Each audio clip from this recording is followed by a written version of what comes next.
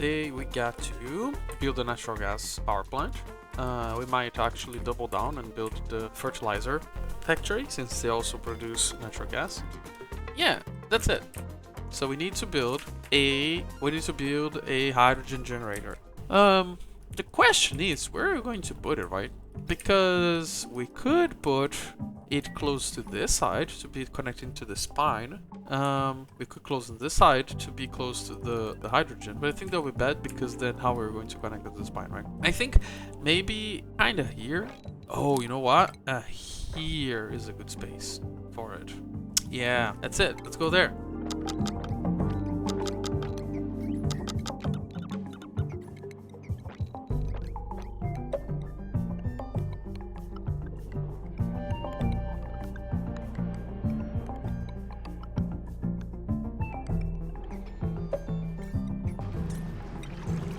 Oh yeah, before I forget, we got a Lura seed, right? We can actually set that up. I'll do it right now. It's free plastic.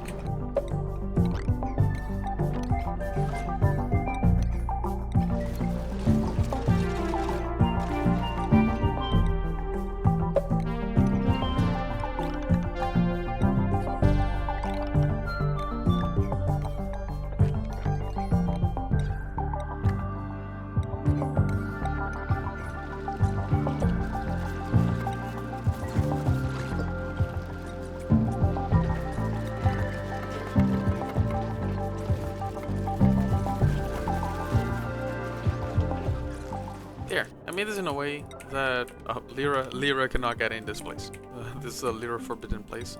I made this in a way that the eggs from the shine bugs are going to go through here, and then they're going to try to deposit themselves to the Lura plants, and then if they can't, they go back into this place. Right? No, actually.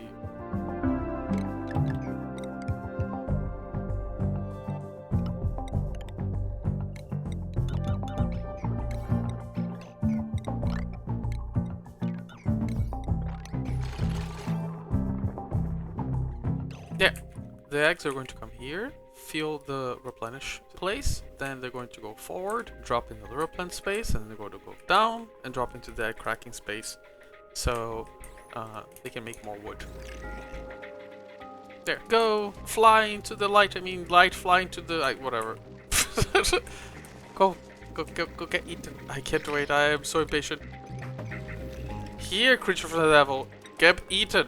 Become plastic. Yes, yes, feed my lovelies. And done. Okay, that's good. We're going to keep like having these, and then we're going to have like some income of plastic without actually needing to have oil. Where were we again? Oh yeah, we're here.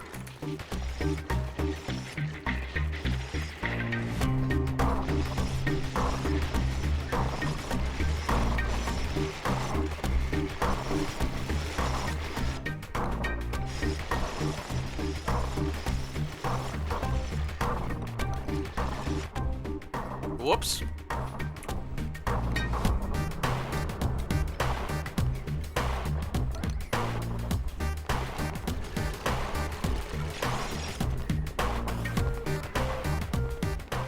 It's just like a hot rock. God damn it, there's not even a volcano here.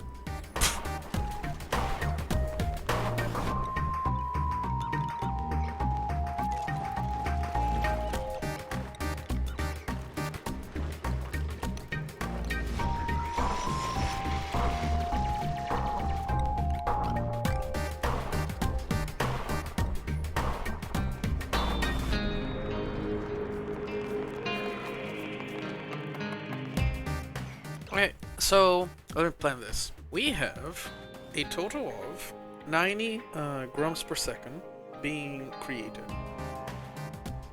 If you look at the natural gas generator uses 90 grams per second.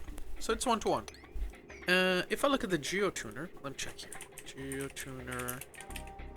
The geotuner can amp this geyser by adding 21 grams. So we can do the 5 times, so that's like about 100. So if we geotune this to max, then we're going to have about 190, 110 rounding 110 natural gas being created, and each one of the generators, if they run forever, they are going to use 90. So you can have like 2-3 generators, but they are not going to be running forever. They're going to be running intermittently.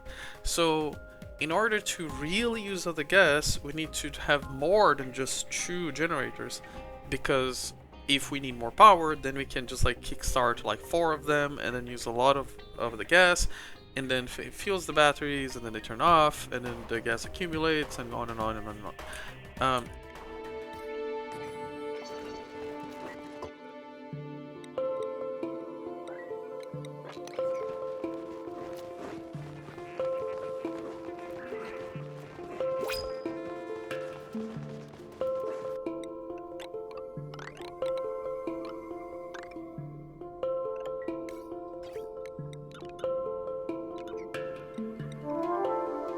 Here we're going to make the fertilizer plant. Okay, what's up with the fertilizer? I've been talking about it all the time. When you use fertilizer and then you apply it to the plant, you add the tended touch modifier to it, which adds plus 100% growth speed. Essentially doubles how much food the plant makes. And the reason why this is such a big deal is because you don't need to add twice as much fertilizer, it just gives you twice more food. So it is a way to save immense amounts of resources on the plants, because it essentially cuts all the needs in half. And of course, you need to add this stuff to make the fertilizers. But if you compare what the fertilizer used to be make and what the plant usually require, it always breaks even. I don't think I can think in a situation where it doesn't, you know. The only downside for it, and this is literally the only downside for it, is that you need to have a duplicate applying the fertilizer, which means you need to have more duplicates, because now you not only have the task to harvest the plant, you also have the task to fertilize the plant and to make the fertilizer, which essentially double how many duplicates you need to tend to the farms. But given that you're going to save this amount of water or sugar or phosphorite or whatever is the base resourcing used for this plant, it is extremely worth it. Like, just have more people. You're going to make twice as much food anyway, and with the extra water, make the rest of the oxygen they need. Like it kind of like it always pays itself up when you have access to it. The real only constraint is sometimes you don't have access to phosphorite because you don't have Dracos or Bamas. And in these 2 rare situations, like for example in the Relic asteroid, you don't have phosphorite. So in that specific asteroid, yeah, you can't really go for it. But then again, the asteroid is mostly based on creatures and eating creatures instead of plants, right? Also, one last thing that it's important to say is that the utility plants like the Lura plant and whatnot, they cannot be fertilized. So that's why there's no fertilization station here. So yeah, let's make our fertilization machine. So each one of the synthesizers make enough fertilizer for 14 plants. So if you have like this farm here, it's a bit less than 14 plants, and so one machine would cover for this one. And so I think maybe you should have like 2 machines to cover for the entire base. So yeah, so go here, make a fertilizer synthesizer machine. We're going to use 2 of them, right? But we gotta remember that the phosphorite is going to come here. Also, what's the temperature of phosphorite melts? Phosphorite 200. That's fine. The phosphorite is not going to melt. And here, and this is going to drop. What am I doing? This is going to drop the phosphorite into this place here. Actually, no. You know what? I'm going to actually put a receptacle. Yeah. Then we here, and we need another one for dirt. That will happen in the future. We need a way to get dirt. And then the fertilizer machine go to here and into here. Then I'm going to use steel in this entire place, because this place is going to be hot. So steel, then this one is going to be arm, also made of steel here, connects to this tile here, and connects to this tile here. Then, does this receptacle has a breaking point? No, it does not. If you can't see this overheat temperature value, then it can only melt, it doesn't break, right? But then this one has to be steel because this one has it. And then we'll be ready to fly off with the fertilizer to whatever place we need to put the fertilizer on.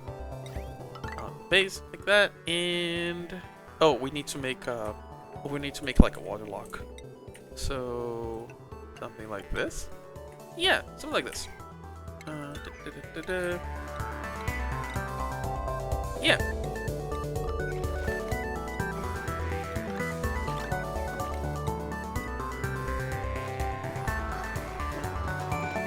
now we need to use a liquid that can survive hot temperatures. So we're going to go for, well, our friend nuclear waste, which is a very useful liquid. It's kind of a shame it's called waste because it's not waste at all. It's very useful.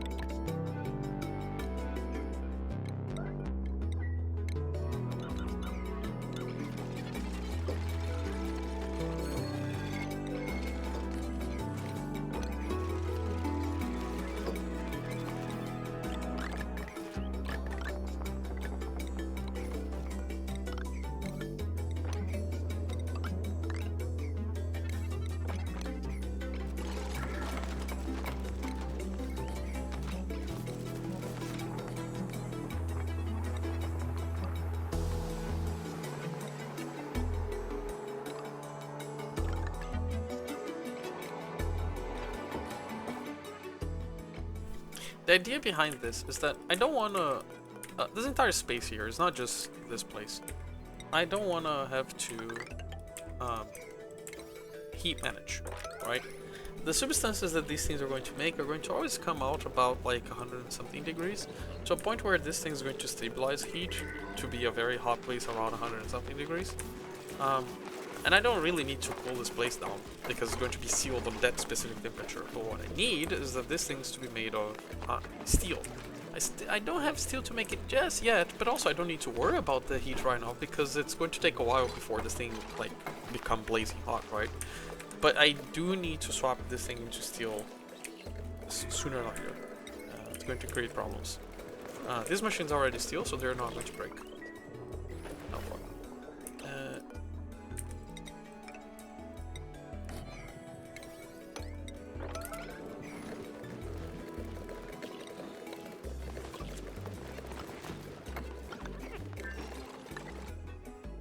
This will activate if it's above 1000.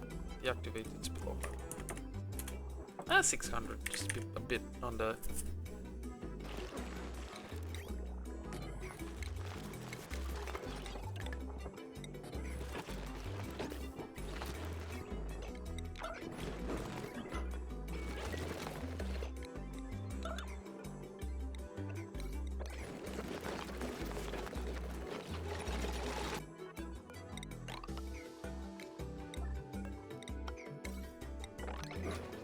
Actually, since I have many layers in here, I'm just going to use insulated tiles. I'm going to use 2 layers of insulated tiles to save some of my ceramic.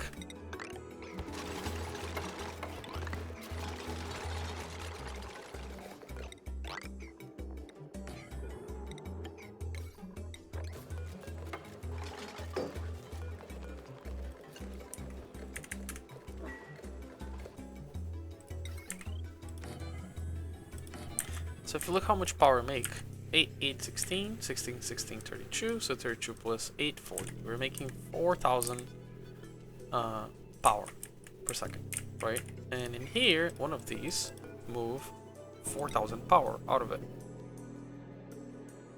One of them, connected like this, would be able to move all the energy being made by the reactors, the generators, for perfect flow. But all the extra energy saved in these batteries are going to stay locked in it. Which doesn't really matter, because these batteries here are designed to block them from running, while this is designed to move the energy to the other side. So this is what I'm going to do. I have this battery here. They'll be able to gauge how the batteries on this side are. Then I'm going to use 2 large transformers, just to like make sure that we have enough bandwidth from this side of the grid into the other side.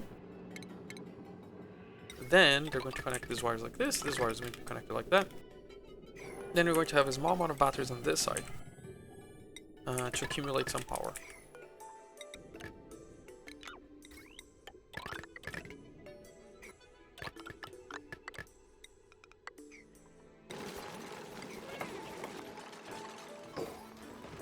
Alright, let's just like fuel them, and that's it.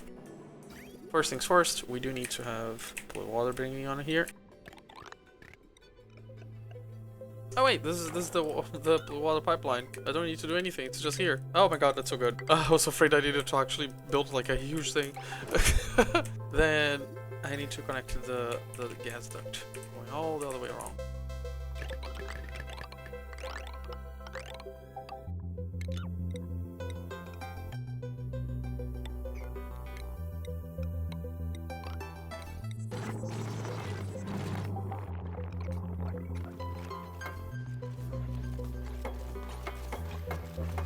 Alright, so last thing is I want to first use this before using that. So try to intercept this. And then I'll turn this one into the main pipeline. And this other pipeline here will have to join with a bridge. Now, for the CO2 that these things make, I intend to make a chimney that goes outside the base. If I can't, then I'll probably create a way to destroy the thing. This is not really a big deal. Oh yeah, so now, this battery here, I'll connect to this. This will dictate when this line should feed the power line, and this one will dictate when this should be running at all.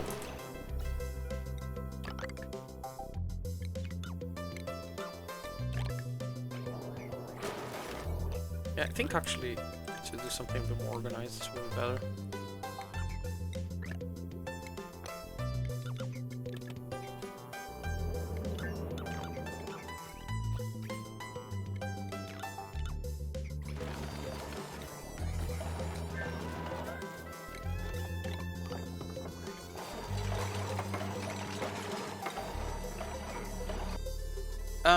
I want to show how my entire power situation is being managed so far. First things first, we have a hydrogen power plant here, and we have a natural gas power plant here. If you notice, they're very similar in setup to each other. You see, up here they have like 2 and a battery, and then some batteries down here. So what's going on, how they're working, and how this entire thing was designed. These 2 engines up here, if you can see, there's like this chip, this weird cube chip thing in the corner here, this 2, they have been engi-tuned. So if you look at them, they're making 1200 energy instead of 800. So what's going on is that these batteries here, connected to this 2 up here, they have a much lower threshold to start running than the battery that controls the one down here. For as long as I have some energy, like for example 280 and 275 to 50, these 2 are going to keep running, keeping the batteries up. If some massive draw of power happens, then these ones are going to kick up and keep filling the line. I want this one or this one to be running all the time since I have engi-tuned them, and I want to use the fact that I wasted iron to make them stronger, right? Exactly same thing that's going on with the hydrogen generation. I have these 2 connected to this battery, these 2 connected to this battery. And this battery has a threshold of 100 to 80, and this battery has a threshold of 50 to 20. Which means is these 2 are going to be running all the time, and if some crazy draw of power happens, then these 2 are going to start running to kick up and help like cover for what's missing, right? But because these ones are the primary, I am engi-tuning them. These 2 are not engi-tuned. You can actually click here, allow here to stop it. And now up here, this is the 1 gate flow that collects the energy from these batteries and then feed the energy into this battery. This battery here is in a power spine. See, like it's connected to the power spine and it goes up and down. What this is for?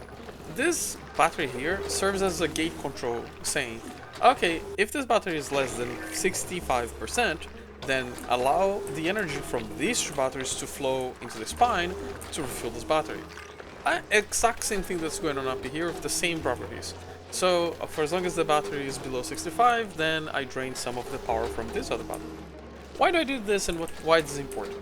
You see, these lugs, when they generate power, I want to use all their power so I have time to empty their batteries, so tomorrow when they go to sleep, I have space to receive all the energy they're going to give me.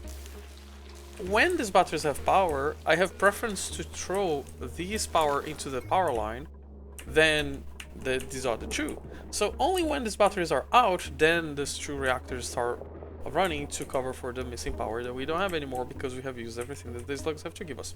That's kind of what's going on. Also, I did a very small adjustment.